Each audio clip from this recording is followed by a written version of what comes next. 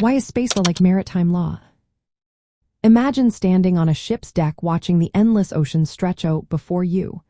Now picture the vast expanse of outer space, where satellites and spacecraft drift like ships on an unclaimed sea. Both areas are considered international commons, meaning no single country owns them. This shared nature is one of the main reasons space law resembles maritime law.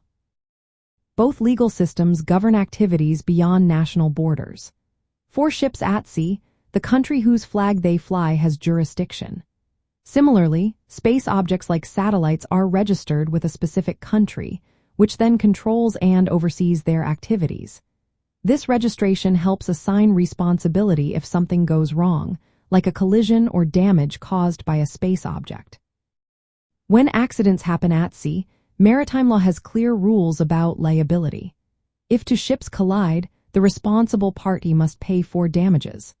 Space law follows a similar path through the Liability Convention of 1972, which makes countries responsible for damage caused by their space objects. This includes private companies operating under a country's authority, like satellite operators. Maritime law also emphasizes rescue and assistance. If a ship is in trouble, other ships and nations are expected to help. Space law echoes this idea through the Outer Space Treaty of 1967, which requires countries to help astronauts in distress. This shared value of cooperation shows how both legal systems prioritize safety and humanitarian aid. Both domains treat their areas as res communis, or common areas open for use by all nations but owned by none. This means countries can use the high seas or outer space freely, as long as they follow international rules. They cannot claim sovereignty over these areas, which helps prevent conflicts and promotes peaceful use. However, there are differences. Space law strictly forbids countries from claiming ownership of celestial bodies or outer space itself. Maritime law allows for claims like exclusive economic zones, which give countries rights over resources up to 200 nautical miles from their coast. Space activities also face unique challenges like space debris, which stays in orbit for decades and can damage satellites or spacecraft. Maritime wrecks usually sink or break apart faster, making debris management different. Enforcement is another challenge.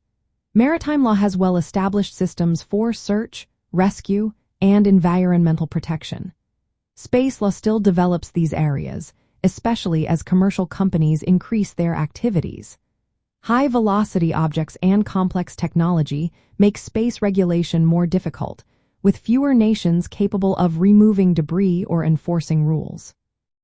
In practical terms, maritime law provides a useful model for managing space issues like collision liability, rescue operations, and environmental protections.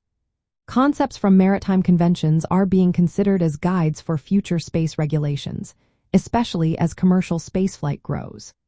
International cooperation remains vital, just as it is for the oceans, to ensure space remains a safe and peaceful domain for everyone.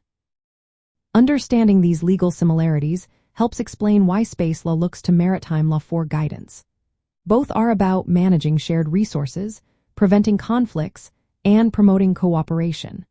For those interested in space technology, knowing how these laws work helps clarify how nations and companies can operate safely beyond Earth. It also shows how international agreements shape the future of space exploration and commercial activities.